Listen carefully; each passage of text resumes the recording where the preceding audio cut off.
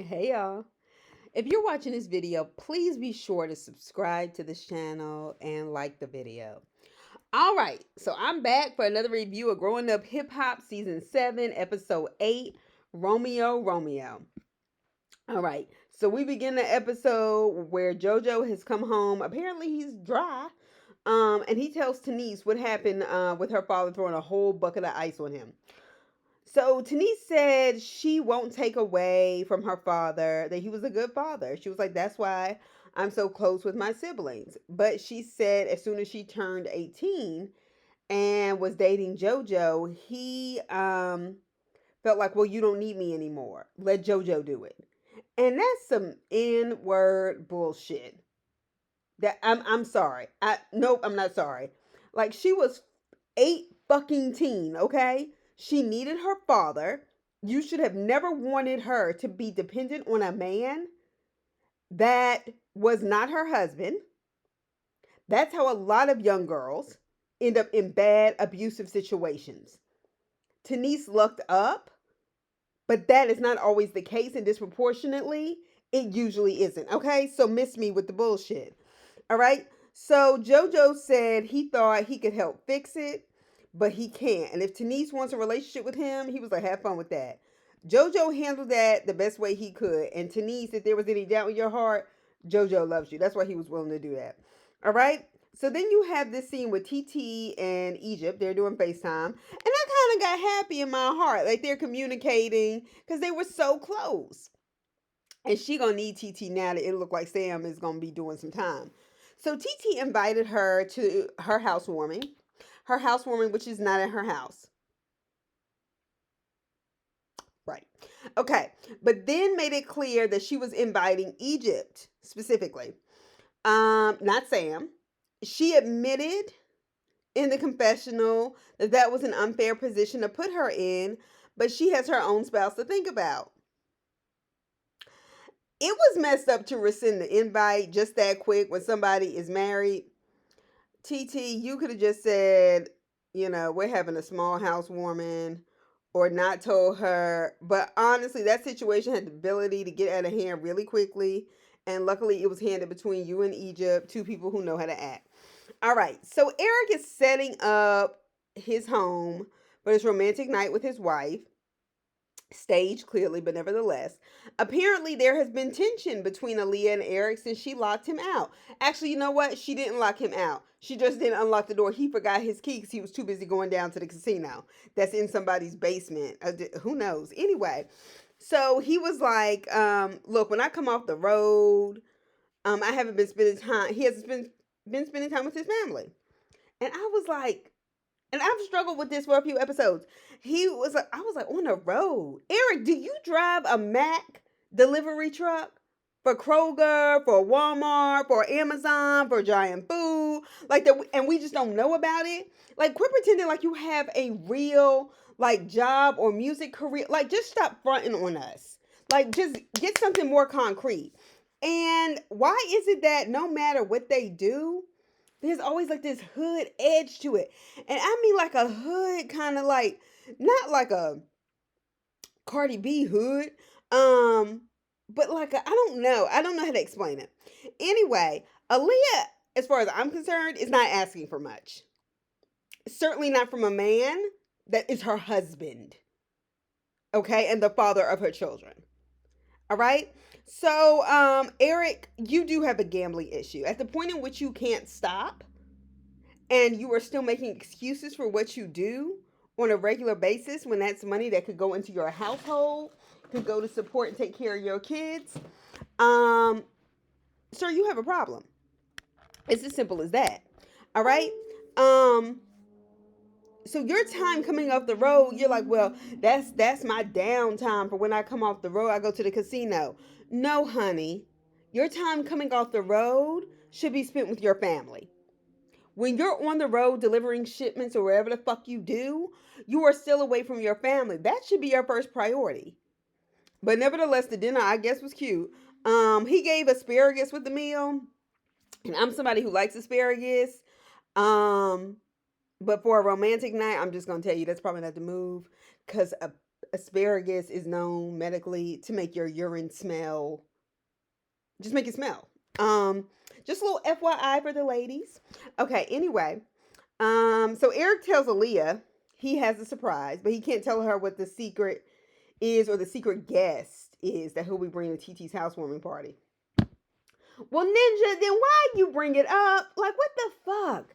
Gosh, Eric, you are such a bitch ass. I can't take it. So, bitch ass Eric talks about how he RSVP'd the two of them to Egypt and Sam's wedding. Okay, so Sam is looking at jail time because he's telling Aaliyah all this because you know he's a gossip and a girl. So Aaliyah was like, "Wow, I know she must be stressed out." She said Eric went to jail and she was like, "I had to take care of all of our kids, by myself, and that's stressful." She and they showed him the confessional, and she was like, "I said nothing but love and support to you, Egypt," and I thought that was sweet. And I didn't like Aaliyah at first when she came on and she was fighting Bree and all that other shit. Not that I was on either one of their sides. Just whatever. But I think she's grown on me. And I'm not saying this to be mean, but this was something that I noticed.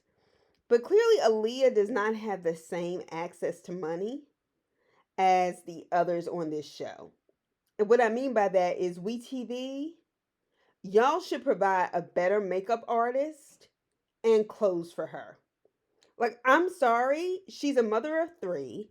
She's clearly not a celebrity outside this show. And to see her coming on the screen as plain Jane, and she's cute. Don't get me wrong.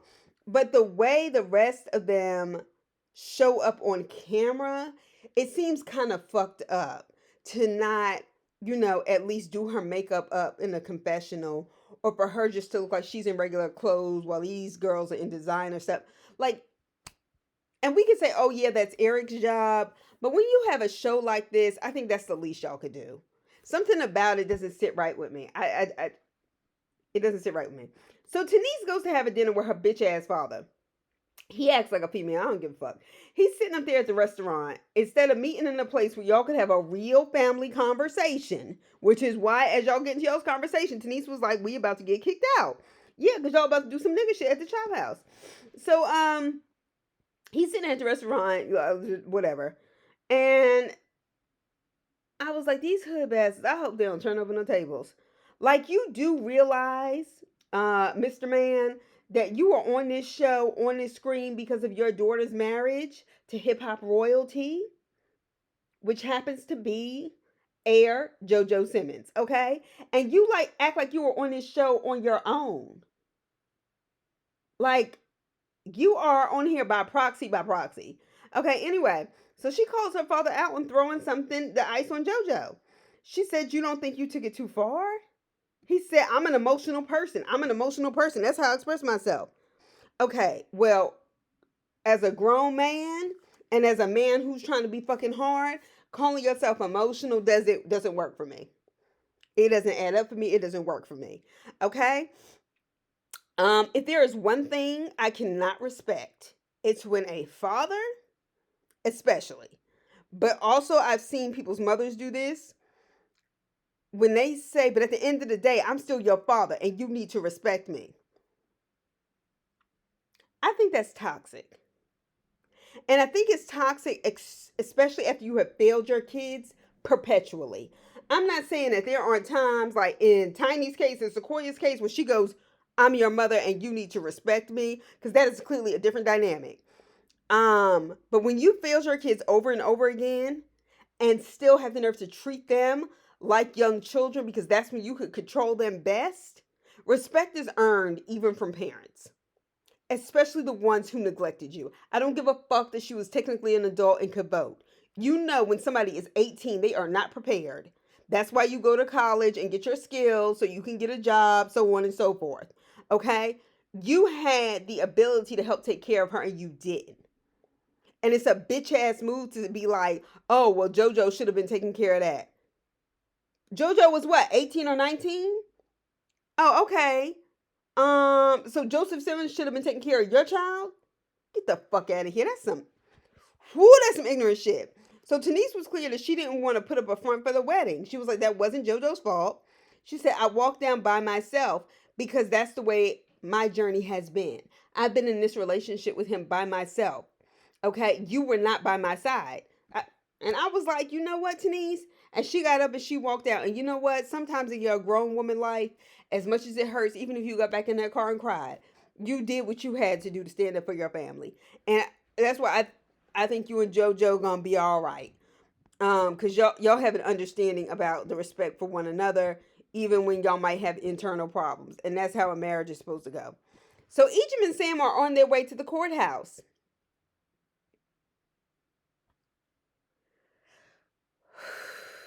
I'm trying. So Egypt is pregnant. I mean, pregnant now. They're having a baby girl, which I think is wonderful. Um, she said she knows that things can go left, but she was like, even when they go left, I'm not going to be prepared for it. Baby, baby. That's what happens when you make adult decisions before you're ready. And I stand by the fact that I think, yes, I do think Egypt has talent. I think Egypt can create a niche market of her music, but I think she should have gone to school, college, especially when people can afford it, gain some skills, some experiences. They didn't have her on TV as soon, thus making her prey for people like Sam who don't have shit going for them. That's just me. Okay? Anyway, she tells him about the TT situation while they in the car. Sam seems disinterested, and honestly, if you worried about how you about to go to jail, I can totally see why you don't give a fuck about that. All right, so Egypt said him going to jail is not a part of the story. That's not in the book. Sam was like, I didn't know we wrote the book. He was like, anybody can go to jail. This is the first time Sam has spit so many facts, sentence after sentence, but I got to get that to him. Um, they're late for court, and then he begins to blame Egypt. And as far as I'm concerned, court is nothing to play with. Maybe you should have left her at the house and had her meet you there. Okay? Because we all know you got to go through metal detection and shit like that at the courthouse. So she she said that she did her makeup in under 30 minutes. I was like, girl, 30 minutes. How much makeup you need? And I'm sure the girls who are glamorous and stuff like that, that's no big thing for them. But for us regular people who go to work, or maybe regular people who go to work do spend that much time on their makeup. I brush my teeth, I floss, put some moisturizer on my face before that winter wind hit, and then I move on. All right. So Sam, and so Egypt, you needed to decide what was worth your time. I'm sorry, and so did Sam, because this is about him. So Sam was blaming her. Was it my bandwidth or just my connection? Or did Sam call her out of her name or say something inappropriate to the point where he pulled his mic off so nobody could hear what he said to Egypt? And it didn't seem like it was nice. I mean, I know we're going surprise, but still, I don't like it. I don't like men that act that way toward women. So both of them get out the car. He gets out the car because he's 10 minutes late for court. Like I said, you got to go through security just for basic shit like jury duty. Hell, especially when you got charges. And I then Egypt gets out the car, pregnant and all. He doesn't help her get out. Honestly, I'm a little up in the air with that one because, he had to make it to court. But, Sam, I don't know if you missed this memo, but black men are never supposed to arrive to court late. Black women aren't supposed to arrive to court late. We don't get benefit of the doubt. I don't give a fuck if we got to sit there for 30 minutes. You don't show up to court late, okay? You ain't that light skin, okay? So, miss me. Whoop! All right. So, both of them get out the car running. And nevertheless, there was something in my heart that got sad for Egypt as I saw her getting out the car, running behind her law breaking husband, belly full, her about to have, bring a child into this world. And it just seemed kind of pathetic to me. I mean, not pathetic like I'm judging her like, oh yeah, she's pathetic, but just like, I don't see this ending well. I just don't. I just don't. But I don't wish that on any woman, and certainly not any black woman. Yo, is it just me or what happened? I mean, I know he fell out with his father, but what happened to Boogie? Like, I miss him. I miss his sense of reasoning and stuff. I hope he's okay. So anyway, Cree and Denise and Aaliyah meet up. You know how WeTV gives those little shorts.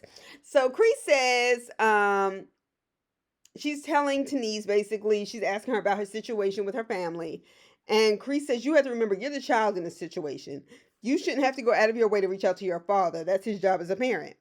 And she was like, maybe he's jealous. She was like, my father was always, a good father. Yeah, but JoJo surpassed him. And Denise was like, maybe that's it. But Cree, you have this habit of interjecting in other people's family business, and you aren't showing us parts of your life, your family life currently to critique. And that makes me think you're hiding something, hiding something. And I don't like it. It's not a good look. It's a little too invasive for me. For you not to be friends with these people, and then you ask about things that just are not nice. And this is one thing I've learned. Sometimes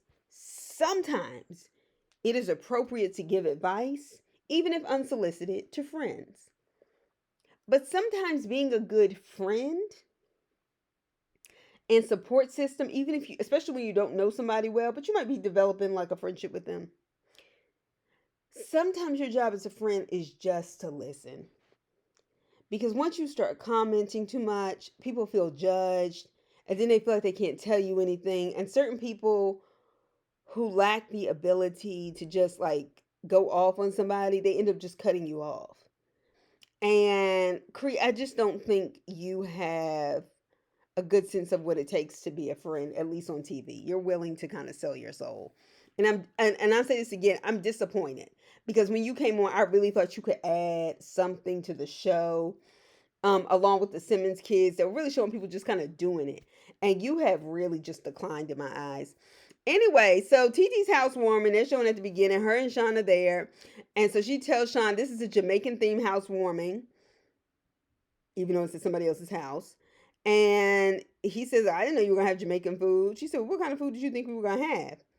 He said, well, if we're going to have Jamaican food, why don't we have it in Jamaica? She was like, you do the most. And I just feel like that was kind of a dig to the fact that his job is in Jamaica and she wants to live in LA.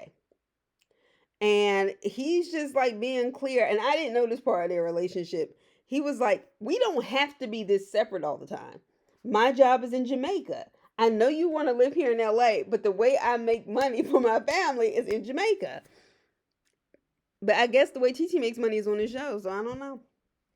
Anyway, so then you get Egypt and Sam.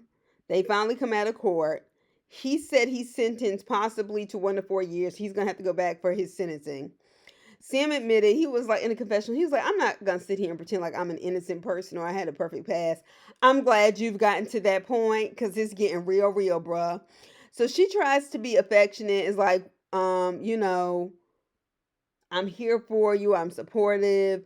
And he was like, I get what you're trying to do, but right now I'm just not in the mood. I'm not in the space. I kind of understand it. If Sam wasn't such a fuckboy on a regular basis, I'd be like totally on his side. But because I feel like he just anyway. So the sentencing apparently is going to happen 2 days after their planned wedding, the second one. And people do that sometimes if they have like a courthouse wedding and then do a wedding. I don't think anything's wrong with that. But it's also going to be 2 weeks before the baby is born. Egypt, you got to stay stress free, honey. That baby will come out with problems that it had nothing to do with. And and let me tell you something. The ancient people of Western Africa and Eastern Africa, like in Egypt, they wrote down that if like a father should never raise his voice to the mother of the child. And as long as she is pregnant, they should not engage in any serious hostile arguments because the baby will come out with problems that it had nothing to do with. That's why kids who are born can still have nervous stomachs from men who are abusing their wives while pregnant or their girlfriends or whomever. Just keep that in mind. So TT's housewarming. TT gets a call from Eric, and he asks, can I bring a friend to the party? And she was like, I'm sorry, you trying to bring a female friend? And he was like, no, no, no, it's not like that. She was like, okay, well, fine, bring your friend. And Sean was like, now if I would have said female friend, you had all these questions. I was like, yeah, because she fucking you her husband. Shut up. So Eric, you continue to get the award for the greatest pussy on this show. And seeing that you probably won't ever get any awards on TV or in music, you can thank me later. So Romeo is out the car telling everybody that the way it ended has never set right with his spirit. I guess not. Because your grown 30-plus-year-old ass was following your daddy around and y'all was trying to act like y'all was holier than thou on this fucking reality TV show and had a critique of everybody, especially Angela. That was some bitch made shit. Well, she got her body out and she's doing this. First of all, anybody who respects family, like you, Master P, claim to do, anybody who knows the rules of the game, who grew up in a family, knows you do not discuss negatively other people's family with members of their family. Blood is always thicker than water. Okay, get the fuck up out of here. All right, so once they hit those flashbacks, I was like, yeah, Romeo, you were a dick. Talking shit about Angela on camera, it was really given, I wish I could be with her.